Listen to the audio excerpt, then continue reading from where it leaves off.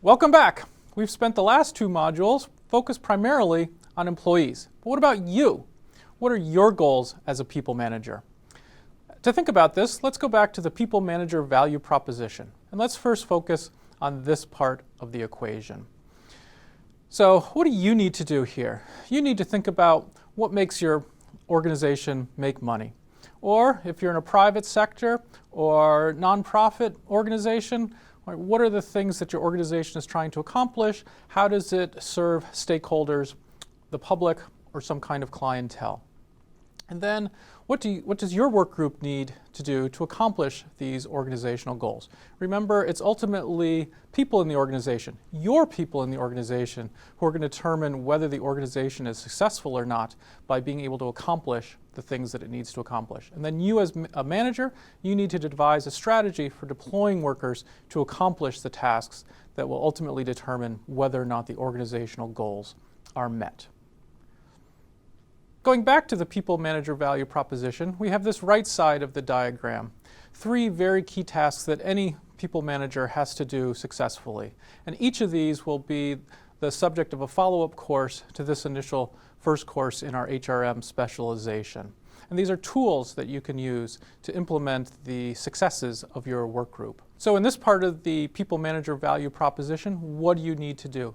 You need to determine what HR professionals call KSAs, the knowledge, skills, and abilities required of your team. You need to go out and hire people that have these KSAs and or help develop your staff to give them the KSAs that they need to be successful in your work group. You need to set appropriate performance objectives for all of your employees. Help them achieve these objectives. Help them understand what objectives they're meeting, what objectives they're falling short on, and how they can do better to meet these objectives. And then you need to recognize and reward good performance. But there's also things that you should not do when pursuing these goals.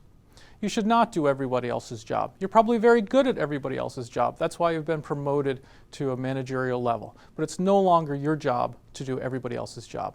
Let them do their job. Don't be a micromanager. Don't assume that you know best. You probably have very good ideas. Share that with your team, but don't cross the line and become a micromanager. Let other employees develop and ultimately become as good as you are at those underlying tasks.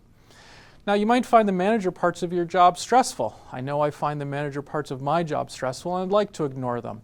But that's a mistake for any manager to make.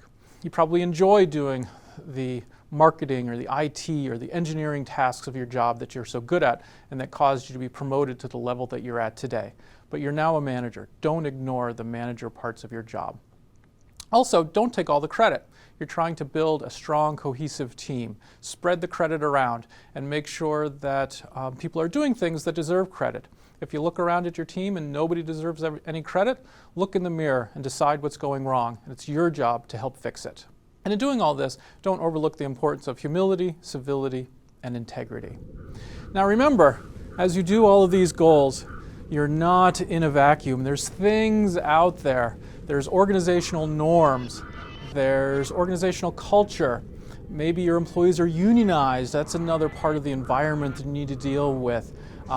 There's laws. There's other types of things outside the organization as well. So you have all these important goals. And as you're pursuing these goals, don't pretend that you're in a vacuum. Don't assume that you're in a vacuum. There's lots of other factors in this environment. You're part of a complex system, a number of constraints. We're going to spend the rest of this module focusing on these constraints.